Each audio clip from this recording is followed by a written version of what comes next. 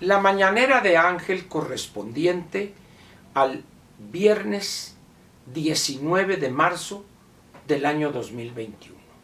Repito, viernes 19 de marzo del año 2021. Hoy voy a comentar con usted algo que me ha llamado la atención desde hace algunos años. Cuando empecé yo a estudiar la historia económica de México, encontré periodos que son, vamos a decir, más interesantes o atractivos que otros. Pero había algo que me sorprendía en el momento de llegar a esa parte de la lectura, y es esa propensión que tenemos los mexicanos a repetir una y otra vez errores que nos han significado un pago altísimo en cuanto a ingresos de millones de mexicanos, pero también en cuanto a la pérdida del patrimonio de otros millones. En esas condiciones, hoy comparto con usted esta pregunta. ¿Por qué los mexicanos repetimos, a veces casi con un gusto malsano, los errores del pasado? ¿A qué se debe eso? ¿Qué explica que los gobiernos no se den cuenta que lo que están planteando es la repetición, casi una calca, repetición mecánica, de los errores de no hace muchos años? No me voy a ir allá a la etapa de la revolución o del cardenismo, me voy a ir a algo más cercano. Yo no sé si recuerda usted, si tiene la edad para haber vivido ya como adulto, mayor de 21 años o de 18, el sexenio del presidente Echeverría. El sexenio del presidente Echeverría fue un sexenio especial, en primer lugar porque cuando llega él a la presidencia, el 1 de diciembre de 1970, el país estaba dividido y enfrentado, los estudiantes contra el gobierno, como una expresión o consecuencia de lo que había pasado en el movimiento estudiantil de 2 años antes, de 1968. El presidente Echeverría llega con una visión clara en el sentido de buscar no sé cómo llamarlo, si sanear heridas o restañar heridas, pero al margen de cómo califique usted en esa parte política el sexenio de Echeverría, llegó con una visión muy clara.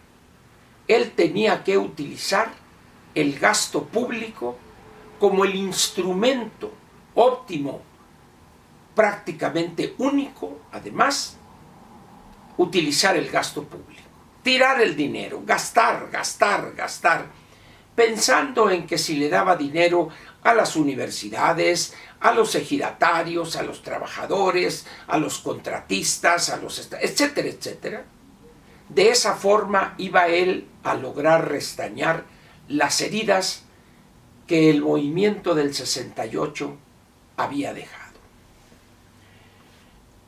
Los resultados ya los conocemos: un manejo irresponsable de la economía, un dispendio tremendo, al grado tal que se da una gran y profunda devaluación al final de los años de ese sexenio, 1976. Muy bien.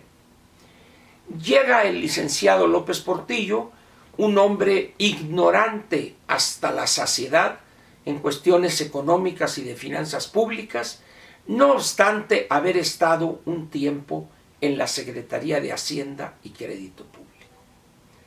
Hay que decir que ambos, Echeverría y López Portillo, pertenecían, quizá los últimos ejemplares, de esas generaciones de mexicanos que habían estudiado leyes con la mira puesta no en ejercer la abogacía, sino en llegar a la presidencia de la República.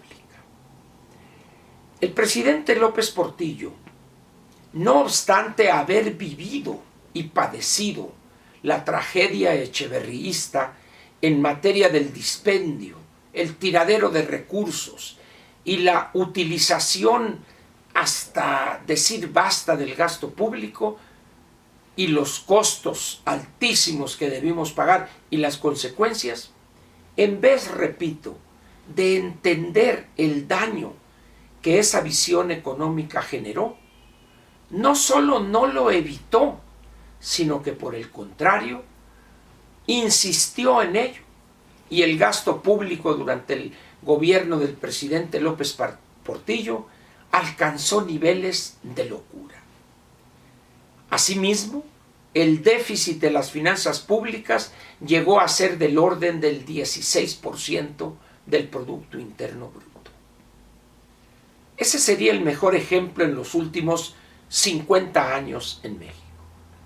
¿A qué se debe o a qué se debió que el presidente López Portillo podía haber tenido la mejor asesoría que alguien pudiera haber pensado en esos días? Sin embargo, no les hizo caso o no recurrió a ellos y reincidió en esa borrachera presupuestal del presidente Echeverría. Los resultados evidentemente ya los conoce usted. Estamos hablando de la docena trágica de 1970 a 1982. 30 años después, prácticamente, tenemos un gobierno encabezado por alguien que se educó en esos 12 años, se formó política e ideológicamente en esos años de la docena trágica. Le tocó vivir las consecuencias. Él, poco después del movimiento del 68, 2 años después, se hace militante priista, participa en ese partido de manera destacada en su estado natal, incluso le compuso el himno al PRI en su estado natal en Tabasco. Un priista, pues, convencido de que esa era la vía y ese era el instrumento para lograr crecimiento económico, el gasto público. Sin embargo, los años posteriores en el mundo demostraron que eso era algo inviable, si es que alguna vez fue viable. Pero no obstante eso, hoy el presidente de la República insiste en repetir esa política pública que tanto daño causó a México de 1970, diciembre, a noviembre de 1982. Utilizar el gasto público no solo como la palanca del desarrollo, lo cual es hoy una ilusión, sino utilizarlo como el instrumento nivelador de la desigualdad en el país. Dice uno, ¿qué pasó con esas experiencias de los 12 años? ¿De nada le sirvieron al presidente actual y a sus asesores?